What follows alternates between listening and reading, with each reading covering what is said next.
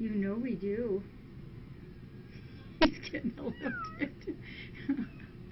Yes, we still love him. It was an accident. That's why they call it an accident, because it really is an accident. Right? I've never figured that out, why they call them an accident. They know darn well what they're doing. Just an accident. Oh, dear. So, he says, I am innocent. I am Mr. Innocent Boy.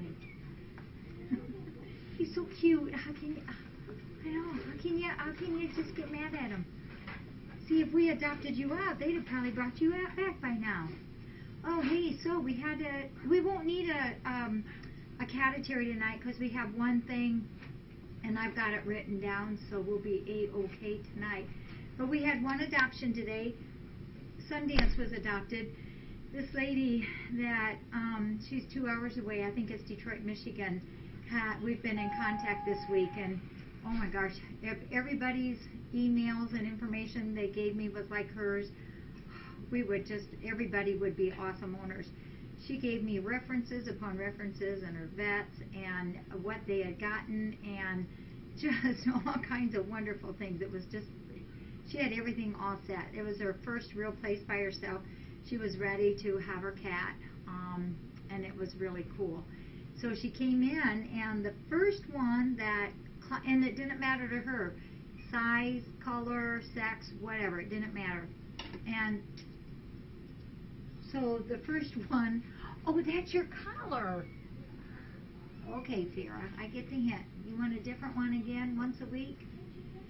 And the first one that climbed in her lap, she had made up her mind whoever came to her and was her sweetie pie climb in the lap kitty was going to be the one. So the first one that climbed in was Emmett. He was just all over her, and it was so cute, and she said, I think this is the one. And then he kind of got up and meandered away, and then Sundance got her, and that was it. It was Sundance from then on in. So Sundance got to go. And I wanted to let you know, too, that we also had Felina was returned. Felina had went to be in a home with a single guy, and she was so happy. I was really happy for her, and even more happy for Sundance. So we have Felina back, and I just want to please have people understand that when people bring a cat back, that is a good choice from that person. And I know sometimes some of you get a little bit upset that a cat's been returned. That should never be what our thoughts are. It should always be, well, I'm thankful that they brought the cat back. This is a really nice man, and he wants very much to be a cat owner. And he has worked with me for probably 3 weeks doing this and this and this and this. Everything that I asked him to do, get a reference, get me your vet's phone number, have an appointment with your vet to make sure you guys are on the same wavelength, talk to me about your landlord, have your landlord call me. Every single thing that I asked him to do, he did. Everything that I asked him if he had in place before he adopted this cat, he did. He and his good friend went through his apartment, and Kitty proofed it. And this is a guy who has lots of time and who wants to love a kitty. So he came, and a lot of you met him, and that was just a few days ago. And he called me this morning, and this is what I told him. He told me that he thought he was going to have to bring Felina back because there was a situation in his apartment where she was starting to chew on wires, and he could not get her to stop. The wires were such that he could not change the design of what it was to change it. So it was the cat and the wire had to be in the same apartment. And it was very sad for him. He was very sad to have had to return it. But his biggest fear was what I thought would think of him. And I told him, I said, that takes a lot of guts to come forward and say, I have to bring this kitty back after I said I would give this cat a forever home. That took a lot of guts, and I told him I was very respectful of his decision. I would much rather he bring that kitty back than maybe the possibility of she biting that and getting electrocuted and then you know, that would be the worst thing. He did do the right thing. I agree with you, Queen. But I know it's hard for you guys to sit on that side of the cam and see a kitty return, but that's what every single adoption that we have. I stress that big time. It doesn't matter if it's 2 days or 20 years, or a good reason, a bad reason, or no reason that you can't keep this kitty. I want it back. I want the kitty back. And I always say, there's no questions asked. I won't ever doubt your opinion or your belief or your decision of bringing a cat back. You know, you never want to be crabby about that, because then they're going to say, well, geez, if I bring that cat back, they're going to think less of me. I don't want that to happen. I want them to know it is okay. That's right. You want to come over? Huh? Well, come. You want to come over? So I told him that I respected him for that decision making that he did, and he wanted to know if he was still adoptable, an adoptable person to me, and I said by all means. So he thinks he's going to wait a while, maybe a year, and at that time when he does this, he will probably pick an adult that isn't so crazy silly. So that was a good thing. So I just want people to understand, I know it's hard for you guys to come and see a kitty or cat return, but that's how we set it up, that if you can't keep it, doesn't matter if it's 8 years, 10 years, 15 years. Well, we haven't done it 15 years yet. We want the kitty back. So that was a good thing. And then our kitty Liberty. Yep, we're live, Colt. We are live. So, our kitty, Liberty, who is a cute kitty. Did you guys see that one in there yet? If you go in, she needs holding. Okay. And just wash your hands before you come out. She's just a wee little babe. And she's the one that was just found.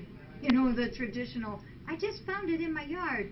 You know, we never know really why it's there. But this little kitty is probably less than, I know it's probably only about a pound and 6-8 ounces, maybe. I didn't weigh it today.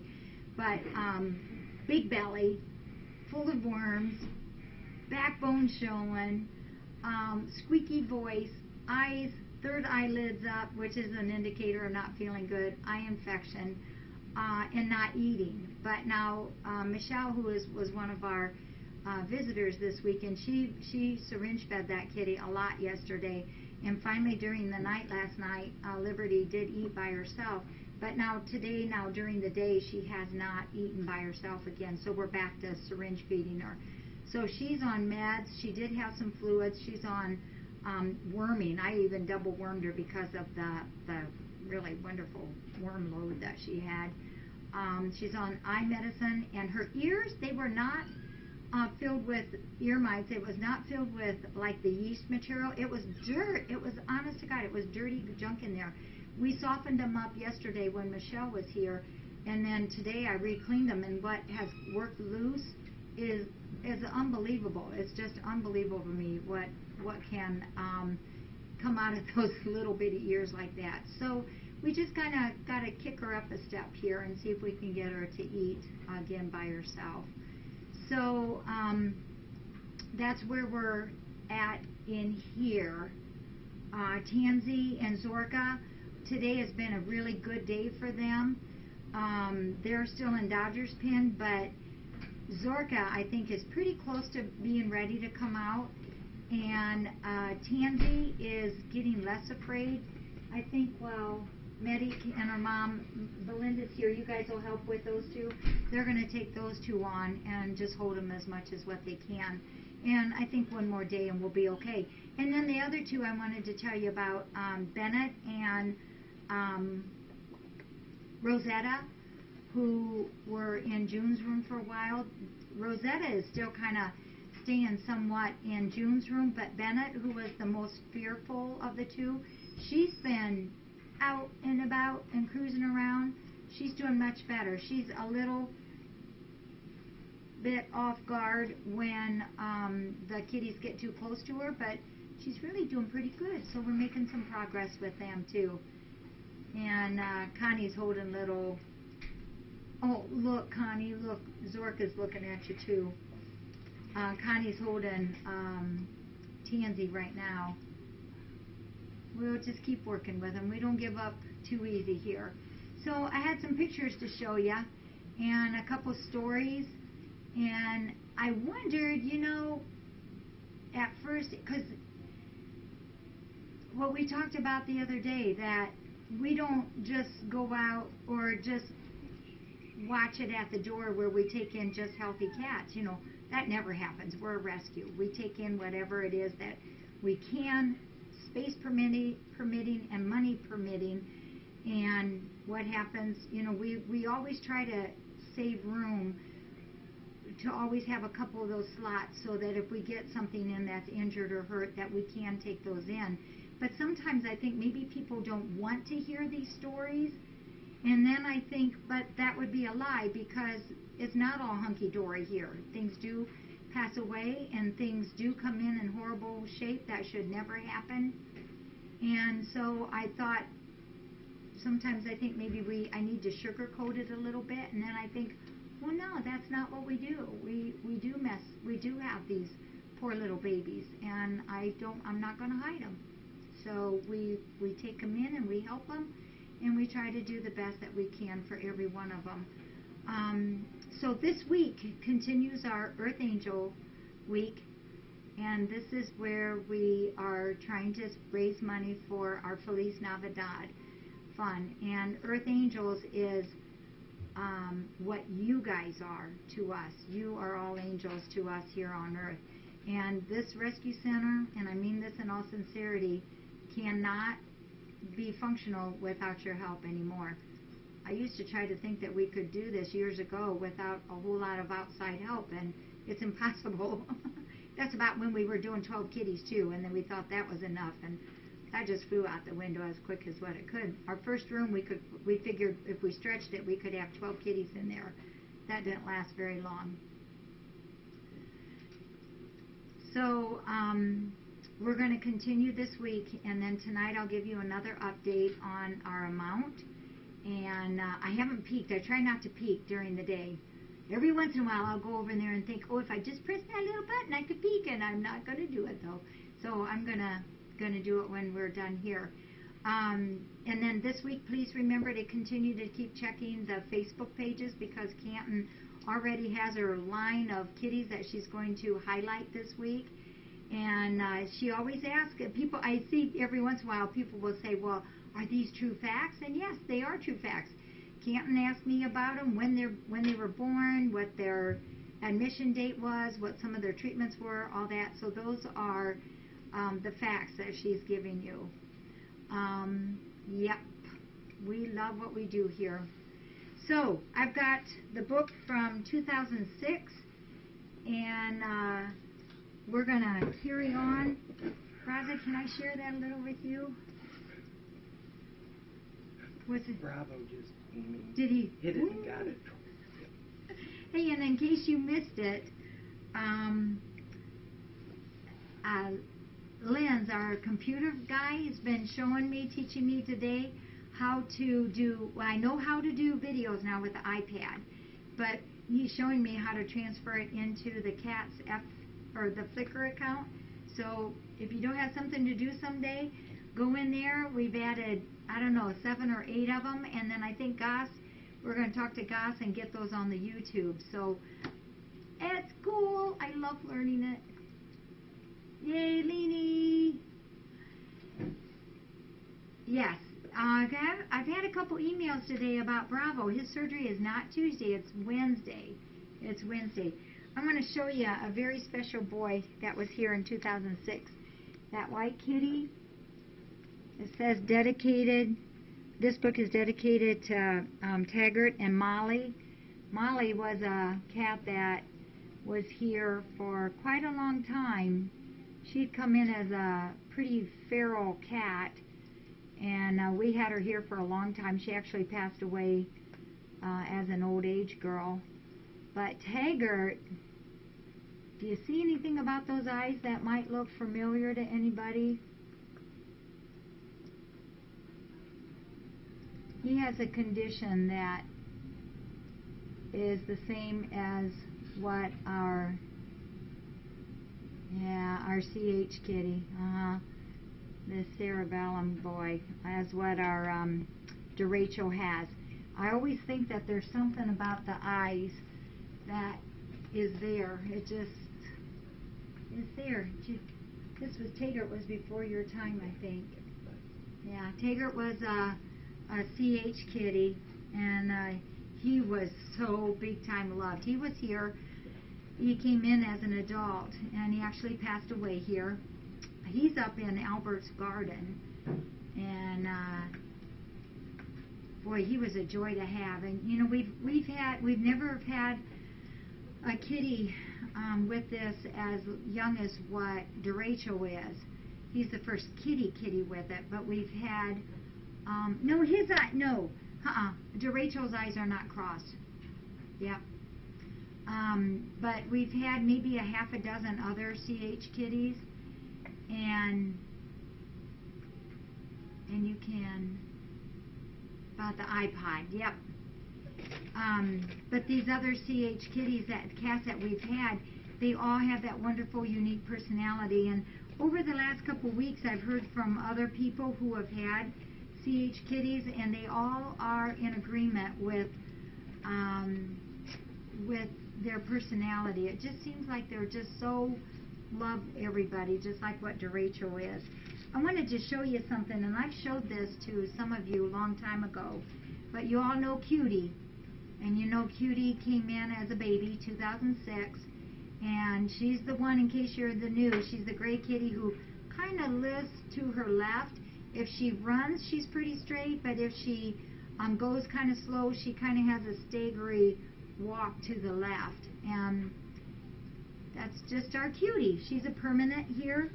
Remember, I've told you before that she had that Cutarebra. This was Cutie's. Whoops, I'm sorry. Let it refocus. Come on, camera. There it goes. The one with the pink background is where that Cutarebra was in her head. Sometimes people call those warblers. And there we go. That might be focused a little bit better. Yeah, the sweet sideways girl, right. She had a Cutarebra or warbler that was in her head, and that was a big one. It's one of the biggest ones that I've ever removed from a cat. And what this is, since we've got so many new people on there, these are worms, and the little larva stages are just a little slip of nothing, and they perch themselves on grass blades and weeds.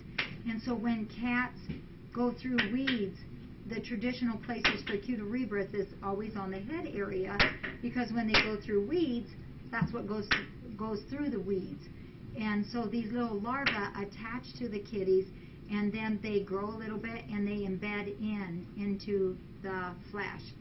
And what they do when they go in, then they turn themselves around, and so their mouth part is out, and that's how they breathe, and then they eat that way. So when we would get these in, the first thing, there's two things we would always notice, is that there'd be a lump there, because the longer it's in there, the bigger that wheel or that worm grows. And then when you would kind of part it away, you could see that mouth part just go. It was kind of gross. But Cutie's was the big one. They go through the weeds, they get the little larva, the baby, the pupa stages on them, and then it embeds on their fur and then embeds into their skin. They're nasty. I don't like them. This year, I don't know if it's because of our weather has been so dry, we haven't had a single one come in this year, which is very odd. But I saved Cutie's Cutarebra because it was the biggest one that I had ever seen. And when I took it out, it was as big as the top of my baby finger here. It was huge.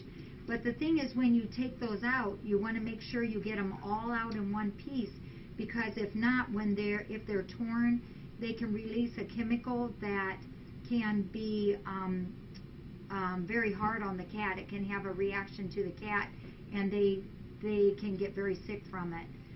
So That's what the Cuterebra does. But like I said, a lot of people know him just as the warbler. And you know, it's never been determined if that thing is what has made Cutie be the way Cutie is. Our vets think it is, but there's no proof to that. And I do know that that is clicking. We're not sure why. We're going to have to try to figure it out, to probably take that apart and do it again. And you all know Kiera. I don't know if you know that Kiera also came in with a Cuterebra. Hers was down lower on her neck, but that's Kiera right there, right above my finger as a baby, and that was her Cuterebra spot. So Kiera was in the same boat as what Cutie's was. But you know what's kind of cool about it is as soon as you get those icky worms out, scrub it up, shave it up, get them on a little antibiotic, they heal really, really quickly. Remember last night we talked about the collar that was on Percival that had went underneath the arm and went around, and how awful that was. That's the other reason why we push and push. If people really think they have to have collars on cats, and I know if people have outdoor cats, we do, but the kitties here, you know, are only indoor only. But we've had enough cats here that have been dumped off in the driveway that have never been out. Those are the cats. That's how we get the Porchies. But sometimes people will have cats outside and they put a collar on, and just always make sure if you do that it really is a pull-away collar. And there's a couple different kinds. Some has the elastic in it, where when you pull, it gives a little, but it doesn't actually snap apart. The other one is like what Sarah just took off, where it will go together, and when you pull hard, it'll pop off. That way they don't hurt themselves. But this is a cat that had come to us with a collar, and it was another dog collar. This is Isadora. And when she came in, that upper right, well, this picture, this is how bad it was. That was embedded in. And we had sedated her. We had to cut the collar out. And then this picture on this side is a couple days later. I had to sedate her again to really scrub it up and clean that up. But you can tell the edges are just there pink then, and the inside is still red. And then this is her when she was ready for adoption. She was all healed by then. And surprisingly, with these kitties too, and dogs, even those where the chain are embedded in and you have to cut those out, is surprisingly quick how fast they can heal. But what we do to these cats when they come in, Paul remembers this kitty. We shave all the whole area around there, and then you cut off all the extra old icky skin, and then you put them on antibiotics, and they heal surprisingly fast. It just amazes me how quickly that they do heal. These things in here are all from 2006. We took in 2006 a puppy that didn't have a home. It was a doggy, and these people didn't spay her, and so they brought us this dog. I tried to tell the volunteers it was a kitty, but they didn't believe me. Libby. It was a little dachshund mix, and they did not want this dog. They did not want to spay it. They did not want the dog, and they were just going to dump it. And so I said, well, we'll take it. Anyhow, she had, I think it was 5 babies. She was spayed when the babies were 6 weeks old. The puppies were spayed, neutered when they were 8 weeks old, and they were all adopted. So that was a good thing. Yep. There's a story. This is the same year we had Nina that we talked about last night or night before. There's a story in here that is probably one of the few that we've been actually able to get justice done to a small degree. And there's a purpose that I want to read this story. So this story is sad, but it has a good ending. So I debated on this off and on all day today whether to tell this story. Do you remember Femi? Well, actually, it put me in mind of America. Yeah, it does. Bit. Yeah. And I thought, no, it's not my business. Yeah, I debated all day about Femi. This was an awesome kitty, and the story part should never be forgotten because it represents what does happen. But remember, in the end of this story, it has a happy ending. So this is Femi. Femi was a beautiful, long-haired, torty girl. And then the bottom one, I love that picture. We were petting her, and she kept just pushing up her hiney and just having us pet her. And she was just a really cool cat. This is a cat that I was mortified. I cried my heart out on this one, but it ended up okay. So this is 2006. On April 7th, a beautiful long-haired tortie arrived at FFRC, the victim of abuse. She had 3 stab wounds in her back. These had been inflicted prior to her being thrown out of a... I think that was Bennett. I'm not sure. And Phoebe. So she had 3 stab wounds in her back. These had been inflicted prior to her being thrown out of a 2nd-story window. According to her owner, she was a bad cat because she jumped up onto the counter. The guy admitted that. Fortunately, the owner was charged and served jail time for animal abuse. So the whole story on this was it just so happened that a volunteer of ours lived in a downstairs basement, and she was doing dishes. She looked out the window, and here comes this cat flying down through the air on the ground. She goes out. This cat is soaking wet, bleeding, and not very responsive.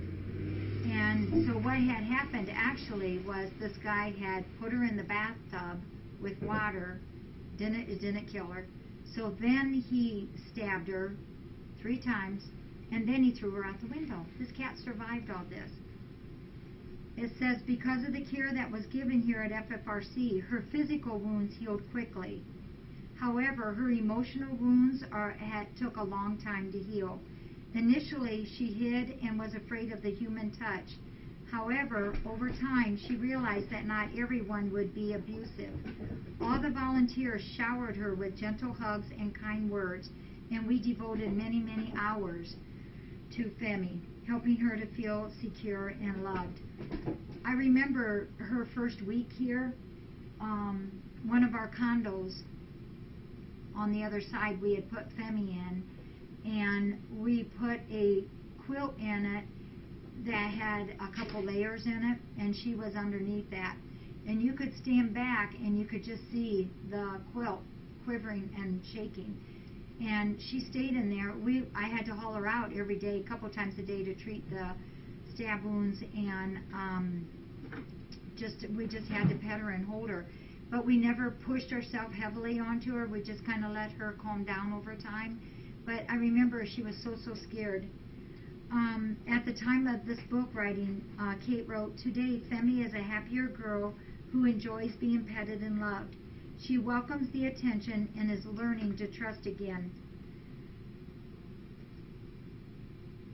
And then Kate just wrote in here, "Thanks for FFRC's love and willingness to help these creatures who are in need." This guy is one of the few abuse situations that we've dealt with that has actually served jail time.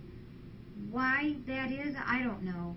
I mean, we've had cases where we've been able to prove beyond a shadow of a doubt who did it, and they've admitted it, and they still don't get to be prosecuted or punished for it. This guy was. This girl turned out to be one of the most lovingest kitties and one of the most trusting kitties. Once she kind of went over that edge of her scarediness and she decided that we were okay, people was okay again, she did open up her heart again, and it was a wonderful experience for us to be able to see that. The home she went into was a quiet home, and they knew the story well, and they had promised to forever ever love her and to always give her a quiet home. And I had heard from them in that first year, and Femi was doing just fine. The reason that I decided to go ahead and bring this up is because today I had gotten 2 phone calls from people, both of them happened to be not from Defiance, but both from out-of-towners, who was aware of neighbors not taking proper care of their pets. One was a dog, another one was a cat, and they didn't know what to do, or should they do anything. You know, that was the other thing. Should we really do something? Because then what if my neighbor's mad at me? Well, you know what? My opinion is, who cares if they're mad at you? Get help for the cat or the dog. So I gave them numbers to call. But these cats that, or you maybe have a neighbor that, or you know somebody who is not taking proper care. All cats and dogs outside deserve to have food every day, fresh water every day, and a shelter. If that can't be provided, at least in the state of Ohio, that is against the law. And the thing that I told these people too is, if you can, the best thing that they can do is take a picture. Take a picture before you call, and then you've got the proof in your hand, and then they can't deny it and try to get out of it. We learned the hard way here with someone down the road long time ago, is take that picture first and then call, and then you can prosecute that. So my opinion is, if you know somebody that's not treating a dog or cat well, not taking care of them, or abusive, make that phone call. Get that dog or cat some help. Yeah. You know what? You'll feel a whole lot better about it, doing something about it, than to watch that poor creature being mistreated.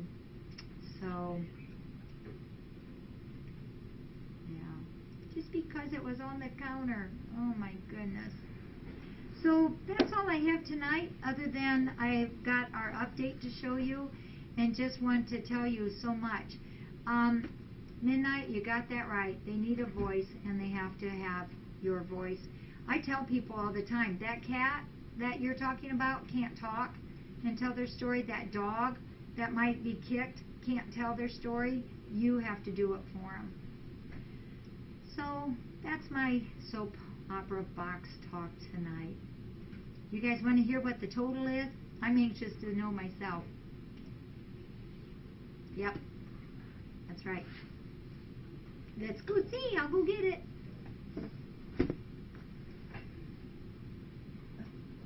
You need some help?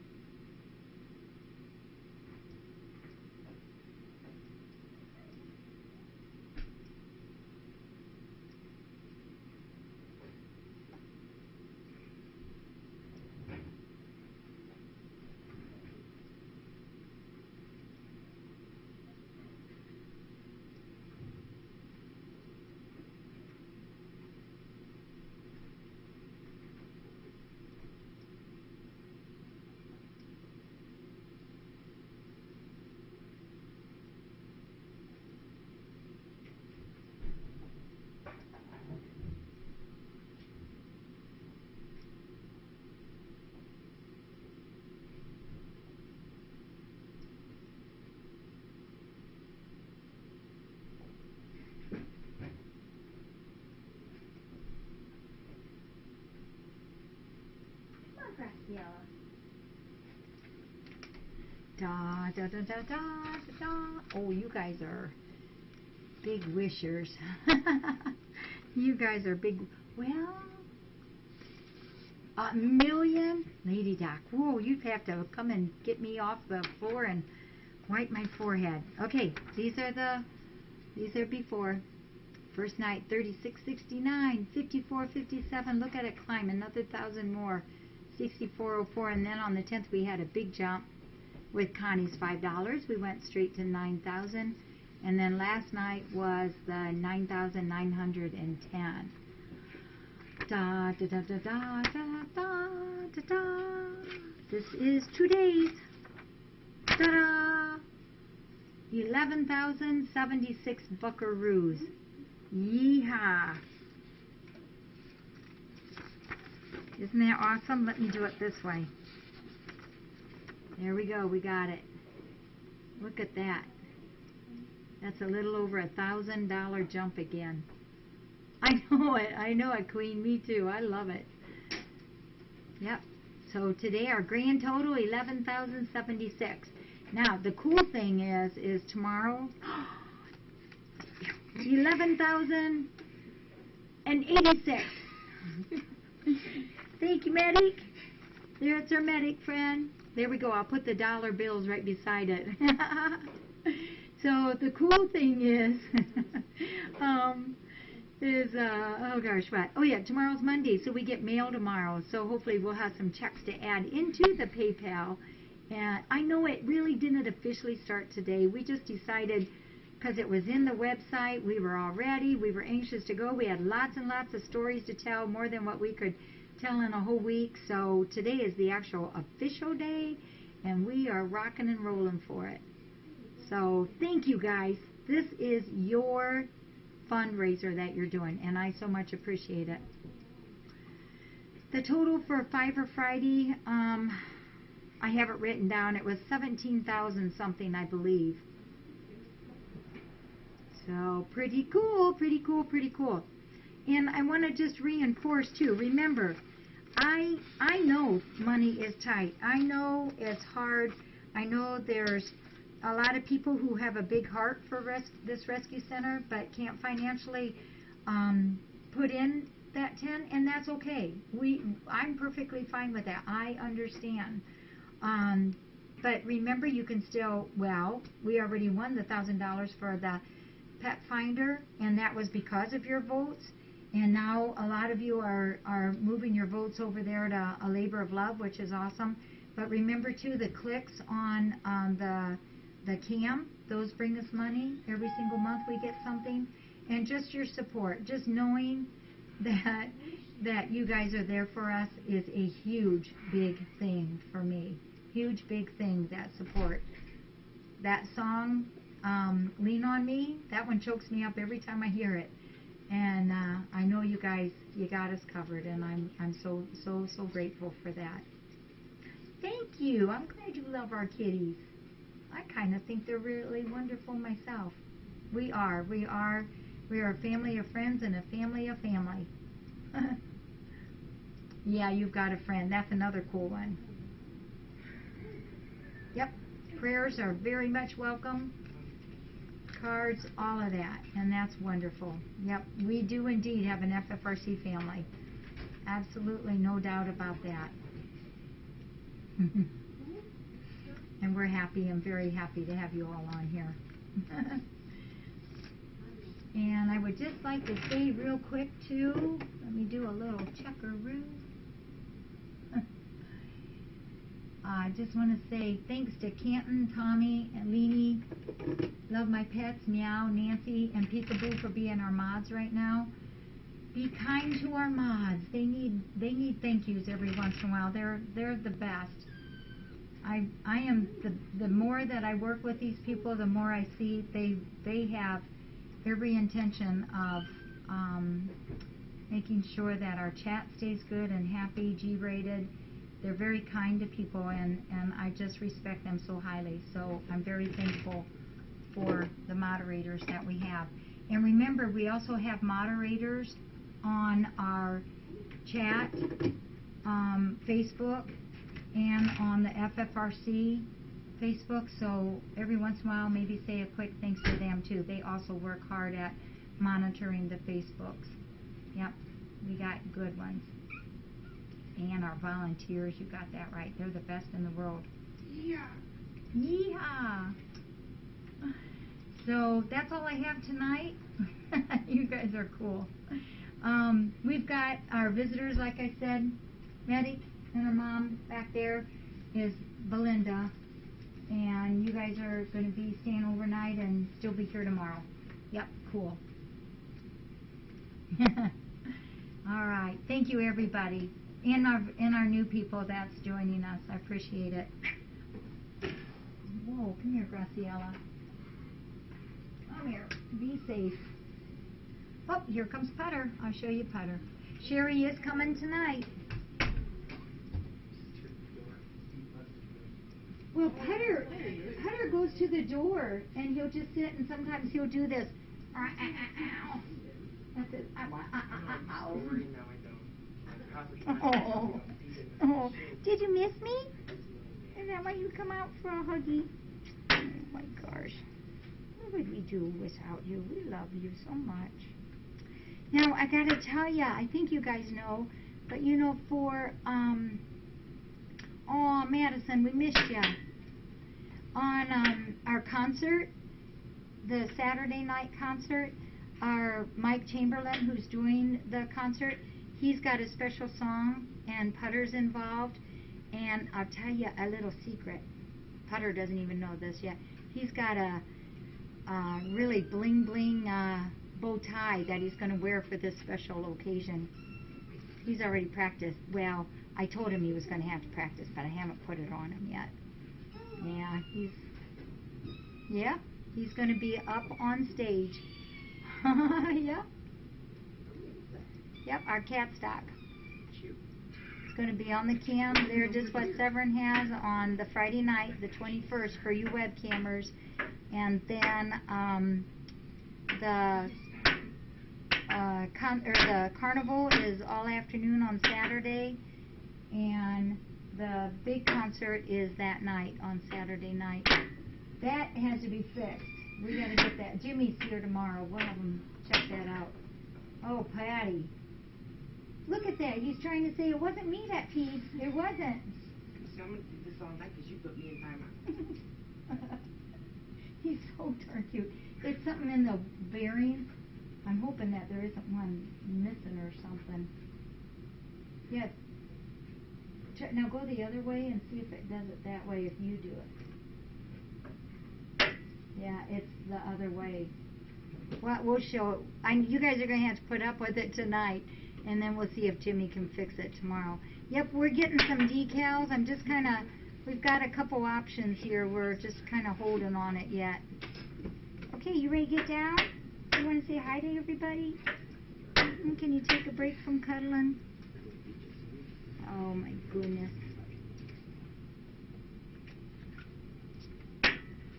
Oh, there it goes, the ear twitch. Boy says I love it. Okay, you ready? We love you, buddy boy. On you go. Well, and I'm not going to do the playground tonight because I don't like to get a whole bunch of stuff out that Sherry has to walk around. So I'm going to leave it as it is. I think you guys are going to stay a while yet? Okay, so you'll have Medic and her mama. Sorry, guys. Oh. Sweep and vacuum. Why don't you blow it off tonight? Why don't you blow it off? It's okay. We'll catch it. We'll do it extra good tomorrow. I know. You've been very busy. I was waiting because they just got here, and then I did something, and then I mean, I can do it. I was planning on it. I know, but it's so late. You need to probably get home to your family. That is getting worse. We might have to call them and let them know. Gotta be a who'd I get? Oh, honey, it's an empty plate. Oh, I'm starving. Oh. They see an empty plate. I know, I was already thinking. No, they really can't. They've got to eat dry food. Yeah, I don't see anything. So it's